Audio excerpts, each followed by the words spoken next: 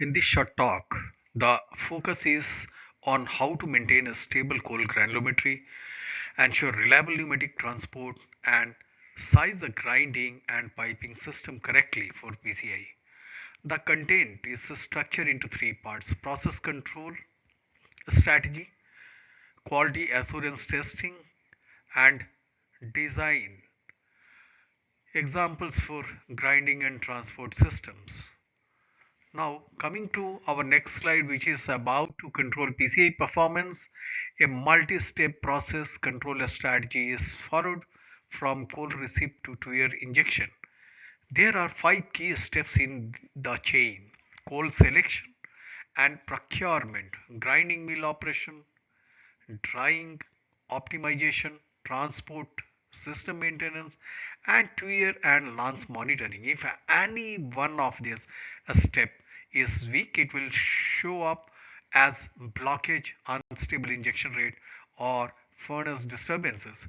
So each step must be monitored systematically in order to synchronize well with the furnace.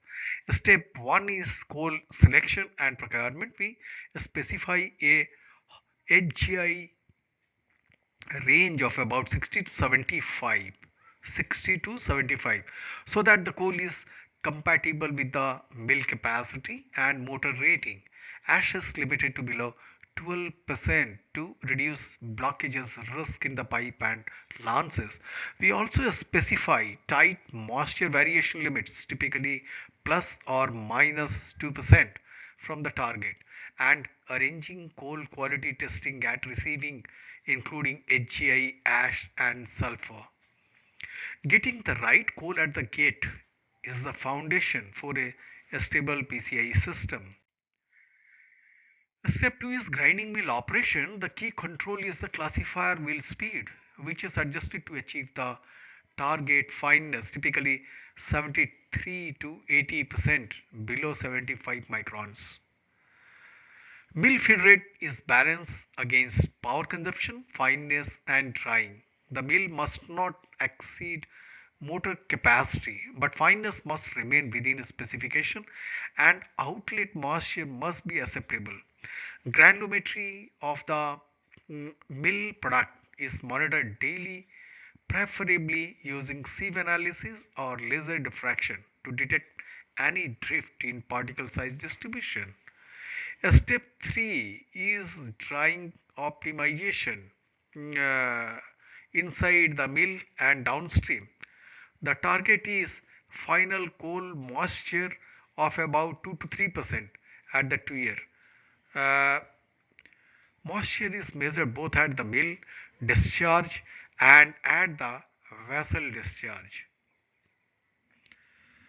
um, Vessel discharge. So we uh, so we see how effective the drying is.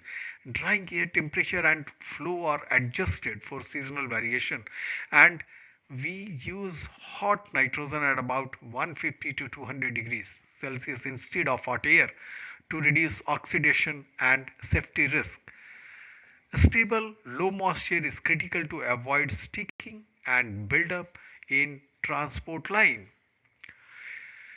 Step 4 is transport system maintenance. We maintain a transport pressure differential of about zero point 0.8 to 1.2 megapascals or 8 to 12 bar above furnace pressure. To keep furnace, to keep coal reliably moving, the transport uh, this pressure we must have to meet. Now the transport piping is cleaned monthly to remove accumulated residue, and the distributor manifold is inspected quarterly for sign of blockage. Pressure drop trends are carefully monitored, and increasing pressure drop over a time is an early warning of buildup or pipe degradation. Now, step 5 is the two-year and lance monitoring. Lances are inspected during major furnace maintenance shutdown, typically every 5 to 8 years. During normal operation, lance purge cycle are carried out with a 20-second nitrogen blow every 6 to 8 hours to keep passages clean That is, we can say that these are basically a auto purge setups. Operator monitor to temperature and local pressure drop for early sign of partial blockages. Lancers showing erosion or damage are replaced after roughly 15 to 20,000 hours of service to avoid sudden failure. In addition to uh, process control, there is a quality assurance testing schedule. On a daily basis, we track coal fineness by sieve analysis with a target within plus or minus 2% of the specification. Coal moisture by carbide method or loss on drying at about 2.5% plus or minus 1%. Transport pressure trend and injection rate versus set point with a target within plus or minus 2%.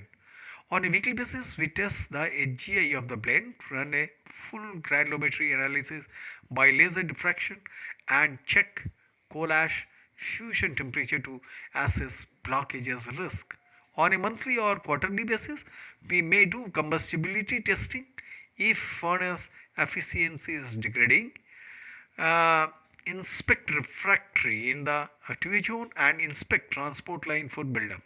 This layered question answer program ensure that slow drifts and hidden issues are picked up early. Now let us see a practical sizing example for the coal grinding system. The target injection rate is 180 kg of coal per ton of hot metal, and the furnace is producing 200 ton of hot metal, we can say hourly. So multiplying these, then PCI requirement for the whole day might be around 36,000 kilograms per day, or 36 ton around. So this daily requirement is the starting point for sizing the pulverizer and the downstream system. Now to convert the daily demand to mill capacity, we divide 36 tons per day by 24 hours, which gives 1.5 tons per hour throughput, allowing for about 95% utilization. The design capacity becomes 1.58 ton per hour. At the classifier, the input is this 1.5 ton per hour, and the target fineness is 78%, below 75 microns. So 1.23 ton per hour of the fine product goes forward, and about 0.35 ton per hour of the coarse fraction returned to the mill. For drying, a typical mill product moisture is 6.5%, and we want to reach around 2.5%. So the moisture removal is about 0.049 tons per hour, or 49 kilograms of water per hour. So with an evaporation heat of about 2400 kilojoules per kilogram, this requires roughly 118 kilogram of drying energy, which must be provided by the hot nitrogen system.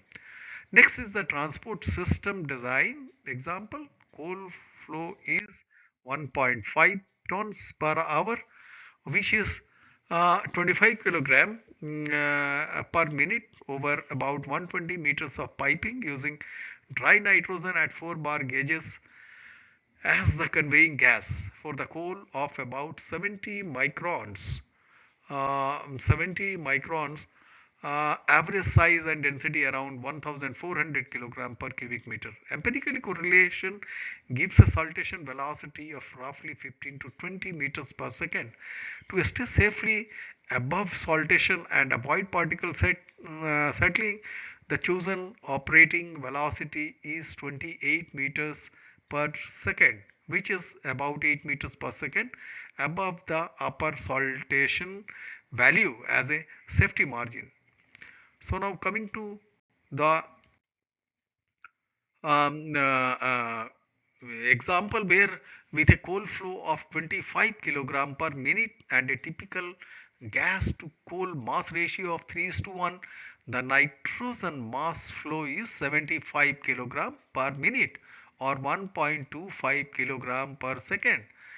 At a gas density of about 4.6 kg per cubic meter at 4 bar and 40 degrees Celsius, this gives a gas volume flow of about 0.27 cubic meters per second.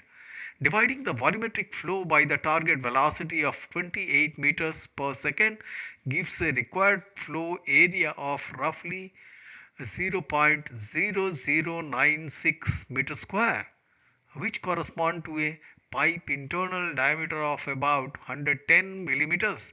Essentially, a 4-inch schedule 40 steel pipe for this pipe size and a 120 meter length, empirical data give a pressure drop of about 1.3 to 1.6 bar per 100 meters. Using 1.45 bar per 100 meters, total drop is 1.74 bar. To set the nitrogen supply pressure, we add this 1.74 bar to the furnace, back pressure of around 0.3 to 0.5 bar, and then add a safety margin, giving a required supply pressure of about 2.5 to 3.0 bar gauges at the pressure vessel. To close, the three key messages. The first, good PCI performance starts with a right coal and a disciplined process control strategy from the procurement through grinding, drying, transport, and to monitoring. Second, regular quality assurance testing daily, weekly, and monthly is essential to detect changes in HGI fineness, moisture, combustibility before they affect the furnace.